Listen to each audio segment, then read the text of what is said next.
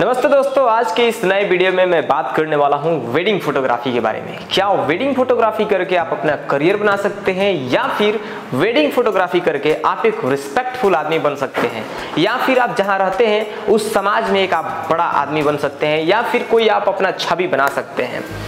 देखिए, आज wedding photography के बारे में हम लोग बहुत ऐसे टिप्स पे बात करने वाले हैं और बहुत ऐसी चीज़ों पे बात करने वाले हैं जो कि एक क्लाइंट के लिए और जो फोटोग्राफर होता है, वीडियोग्राफर होता है, या जो अपना एक छोटा मोटा कंपनी चला रहा है, उन सारे लोगों के लिए बहुत ज़्यादा इंपॉर्टेंट वीडियो होने वाला है।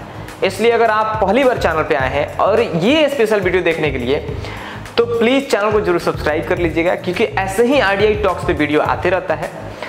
चलिए, आज के इस वीडियो में हम लोग बात करते हैं कि वेडिंग फोटोग्राफी में आखिरकार बहुत ऐसे लोग फेल क्यों हो जाते हैं, और बहुत ऐसे जो क्लाइंट हैं उनको कम बजट में बहुत ज़्यादा क्वालिटी वाला फोटोग्राफी कैसे करवाना होता है। अब देखिए, एक वेडिंग फोटोग्राफर को कम से कम उसके पास कैमरा ना भी होता है ना, तो एटलीस्ट 5 लाख से लेकर 10 लाख के आसपास होता है।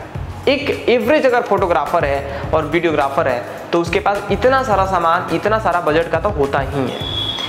लेकिन हम लोग ये देखते हैं, अगर मैं क्लाइंट बात करूं तो क्लाइंट को क्या चाहिए? क्लाइंट को बस इतना चाहिए कि कम पैसे में उसको बेस्ट सर्विस प्रोवाइड की जाए। लेकिन गांव देहात की बात की जाए या बहुत जगह शहरों में भी बात की जाए, तो वहां के भी लोग ऐसे होते हैं जिनको कम बजट में ही बहुत ज़्यादा क्वालिटी का, बहुत अच्छी क्वालिटी का एल्बम भी चाहिए, उनको सिनेमैटिक वीडियो चाहिए, उनको टीजर चाहिए, ट्रेलर चाहिए, बहुत सारा डिमांड होता है कि हमें ये चाहिए। लेकिन जब बात आती है बजट की, तो बजट में सबसे कम पैसा उनका होता है फोटोग्राफी के लिए। अब देखिए, एक शादी में अगर शादी हो रहा है लड़का का या लड़की का, तो समझ लीजिए उस शादी में बहुत ऐसे जगह पे पैसे खर्च होते हैं, जैसे कि हम कैटरिंग में पैसे खर्च कर सकते हैं, डेकोरेशन में पैसे खर्च कर सकते हैं, फूड में पैसे खर्च कर सकते हैं, टेंट में पैसे खर्च कर सकते हैं, एकोमोडेशन में पैसे खर्च कर सकते हैं, डेकोरेशन में पैसे खर्च कर सकते हैं, डांस में पैसे खर्च कर सकते हैं। ऐसे बहुत ऐसा जगह है जहाँ पे हम लोग बहुत ज़्यादा पैसे खर्च कर देते हैं। अब जैसे कि मैं बात बताता हूँ, अगर हम अपने शादी में डांस बुक करते हैं, डांस को अगर बुक करते हैं, तो देखिए ना भी होता है तो 50,000 से 1 लाख के बीच में एक नॉर्मल एवरेज में डांस बुक किया जाता है। अब देखिए, उस 50,000 रुपये से आपको क्या मिलता है? आपको बस 2 घंटे का इंटरटेनमेंट मिलता है। आप लोगों को दिखाने के लिए चीज करते हैं, और उसमें क्या होता है, उसमें बढ़ा चढ़ा कर चीजें की जाएंगी।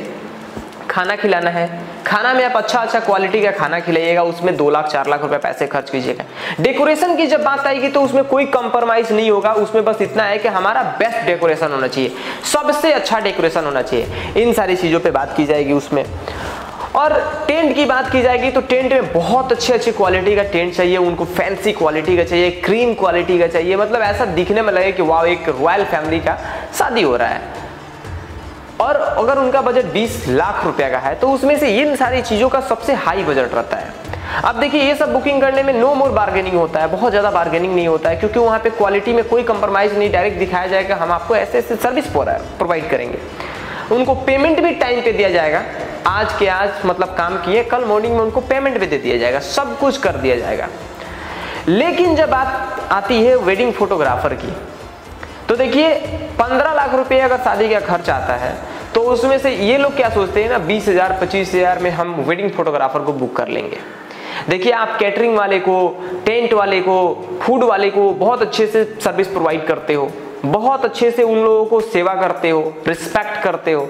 लेकिन जब बात आती है वेडिंग फोटोग्राफर की, आपको सबसे पहले क्या चाहिए? आपको चाहिए बजट कम लेकिन क्वालिटी हाई। आप सबसे पहले तो पेमेंट ऑन टाइम फोटोग्राफर को नहीं करेंगे, उसको 2 बार 4 बार में आप पार्ट बाय पार्ट करके देंगे। उसका कुछ पैसा भी बाकी रहेगा, उसको 4 बार आपसे कहना पड़ेगा कि आप मुझे पैसा दे दो, मेरा पैसा दे दो। जो फोटोग्राफर होगा उसको ये भी नहीं पता होता है कि हमें खाना कब है, कब हमें खाना मिलेगा, ये सारा चीज़ का कोई गारंटी नहीं है। हमें सोना कहाँ है, कैसे सोएंगे, ये सब चीज़ की कोई लिमिट नहीं है, कोई गारंटी नहीं है कि हमें कैसे क्या ये सब चीज़ प्रोवाइड होगा। और जिसके घर पे शादी होता है उसको इस बात से फर्क नहीं है कि फोटोग्राफर आया है तो खाएगा नहीं खाएगा, उनको अपने फंक्शन से मतलब है। और अगर उनका फंक्शन एक जगह छूट जाए तो फोटोग्राफर पे 10 गालियाँ, पैसे काट लिए जाएंगे। बहुत सारी चीजें होंगी। अब देखिए फोटोग्राफर को सब चीज प्रोवाइड करनी है और पार्टी को क्या चाहिए कि उनको बेस्ट एल्बम चाहिए और बेस्ट क्वालिटी का वीडियो चाहिए, एडिटिंग में थोड़ी सी प्रॉब्लम हो जाए तो उनमें बहुत सारा करेक्शन चाहिए, ये सारा चीज उनको प्रोवाइड करना होगा। लेकिन उनके पास सबसे बड़ा मसला यही होगा कि हमारे पास बहुत ज़्यादा पैसा नहीं है, हमारे पास बस 20,000, 25,000, 30,000 रुपये है और उतना ही में हमें वेडिंग फोटोग्राफी करा लेनी है। अब एक बात आप सोच के देखो, जो बंदा 10 लाख रुपया लगाया अपना, वो 30,000 रुपये कमाने के लिए ये उसके पास जाकर इतना सारा चीज़ समझाना पड़ता है, ये बताना पड़ता है, वो बताना पड़ता है, तब जाके सामने वाला उसमें भी बार्गेनिंग कराएगा तो एक बुकिंग करेगा। मैं बस इतना जानता हूं कि एक वेडिंग फोटोग्राफी में अगर आप अपना करियर बनाना चाहते हैं तो आपको अपने पे इतना काम करना होगा कि आप क्वालिटी बेस्ट प्रोवाइड करो। 100 ग्राहक आए उसमें से 99 ग्राहक चले जाएं, कोई फर्क नहीं पड़ता है। आपका एक मार्केटिंग बने, आप एक ही मार्केट को पकड़ो, लेकिन आप वो करके दिखा दो, वो करके दे दो जो सामने वाला कोई देता ही नहीं है। मार्केट में अगर कोई 30,000 रुपये का बुकिंग करता है तो ऐसा नहीं कि वो 30,000 का बुकिंग करता है और मेरे पास तो बहुत सारी क्वालिटी का कैमरा है तो मैं 20,000 में ही करके और उसको दे दूंगा। आप मार्केट का रेट खराब करोगे या फिर आपको लगता है कि हम सबसे आगे चले जाएंगे, तो ये गलत है। आप अपना सेट करो, क्योंकि आप अपने तरीके से काम करते हो। जो आप अपने तरीके से काम करते हो वही सबसे ज्यादा मैटर करता है। सामने वाले 30,000 रुपये में वीडियोग्राफी करता है। अब क्या होता है ना, कई बार क्लाइंट जब आते हैं तो लोग ये बोलते हैं, अरे वो तो सामने वाला 30,000 में कर रहा है, आपका 60,000 रुपये कैसे बजट है। देखिए, तो यहाँ के लोग या बहुत सारे लोग क्या है ना, कोई ये पता ही नहीं है कि वो किस कैमरे से शूट कर रहा है। वो बस 56D, 53D, 52D से ये सब शूट करके दे दिया, नॉर्मल सा 1-2-4 हज़ार रुपये का एल्बम बना के दे दिया, 30,000 रुपये का बुकिंग कर लिया, हो गया। वेडिंग फोटोग्राफी कंप्लीट एक मतलब पैकेज है। अगर आप उसमें करते हैं तो जैसे आपका शादी है। अब देखिए, एक सबसे इंपॉर्टेंट बात मैं आपको बताता हूं, आप 15 लाख रुपए भी खर्च कर देंगे, अगले दिन उस सारे पैसे का कोई वैल्यू नहीं होगा। बस लोग ये कहेंगे वाह क्या सजावट किया था, क्या किया था, मजा आ गया देख के। लेकिन क्या आप 10 साल बाद उस चीज को देख पाएंगे? आप 10 साल बाद उस चीज को देखने के लिए आपको एक फोटोग्राफर को बुक करना होता है और वही फोटोग्राफर आपके उन सारी यादों को ऐसे सजा देता है एक एल्बम में, एक वीडियो में, कि आप 10 साल बाद भी आप 55 इंची के टीवी पे जब बैठ के देखते हैं तो आपको लगता है कि वाह क्या मैंने अपने बेटे की शादी की थी, या क्या मैंने अपनी बेटी की शादी कराई थी। दिल गदगद हो जाता है देखकर। मतलब अगर आपके शादी को सबसे ज्यादा खूबसूरत अगर कोई बनाता है तो वो होता है एक फोटोग्राफर।